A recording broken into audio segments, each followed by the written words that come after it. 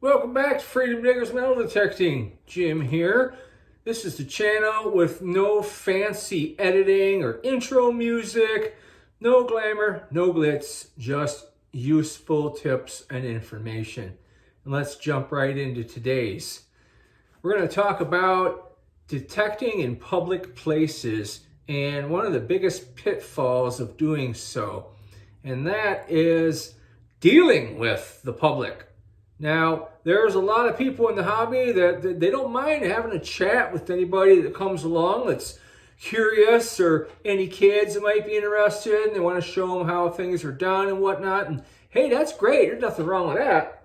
But I did that for the first few years that I was metal detecting, and it was fun, but I ran into some problems. You know, you get the unruly type kids and whatnot. You get your Karens. But mainly, I found that it was eating into my hunting time really bad. So I'm going to give you some tips here on how to avoid getting hung up by either being bothered or interrupted by people, and, you know, some ways to kind of handle that.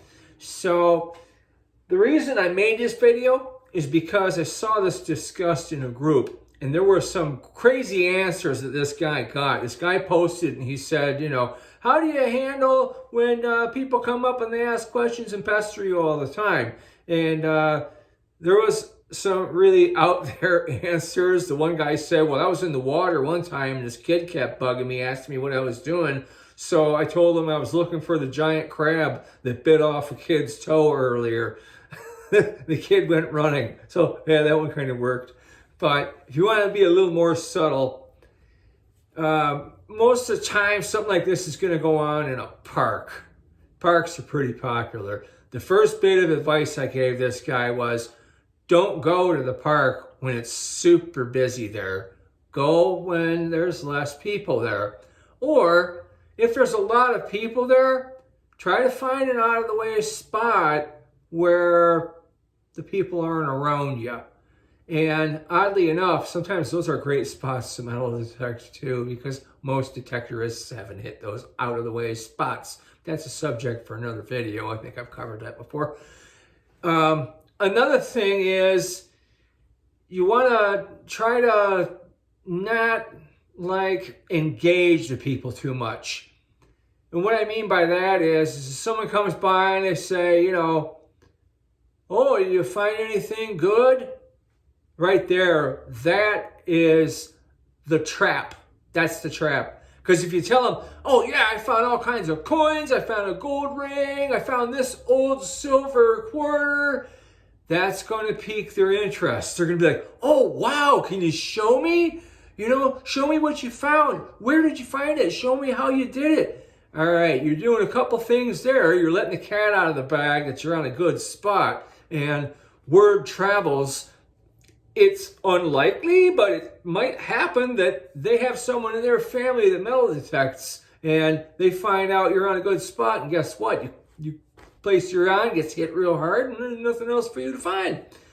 But the other thing is they're going to be all over you then. They're going to follow you. They're going to see how you do it. And, you know, yeah, there's the ambassador of the hobby thing, but me, I'm out there because I have precious little time. I'm either working, the weather's crappy like it has been here in Michigan for quite a while now, or I can't detect because got too much to take care of. So the time I get to get out is precious to me.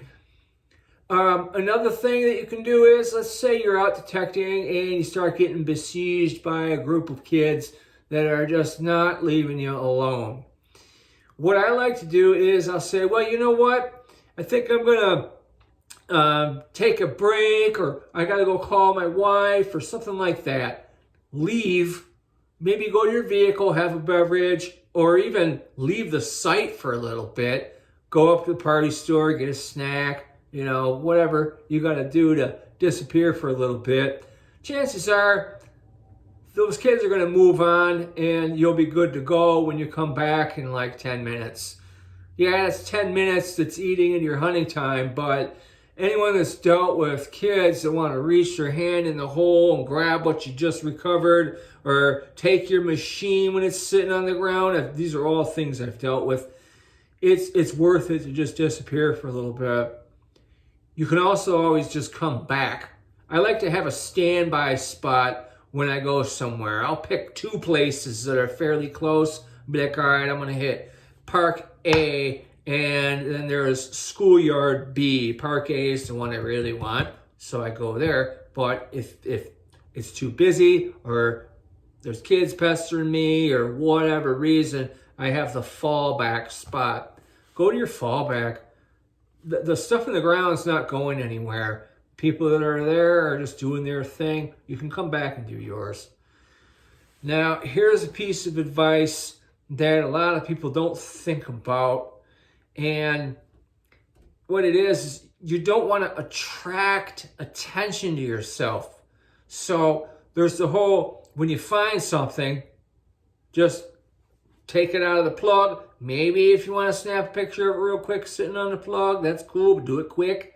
Don't get on the phone with a friend of yours and be like, holy smokes, Doug, look what I just found, man. I'll flip the folder and I'll show you. This is so cool. It's a 1900, $half. I can't believe it. You're going to get attention. Another way to avoid getting attention is to have your equipment be not attention grabbing. For instance, a lot of people like to bling out their metal detector. Put all kinds of stuff on it that personalizes it, makes it neato and all that kind of jazz.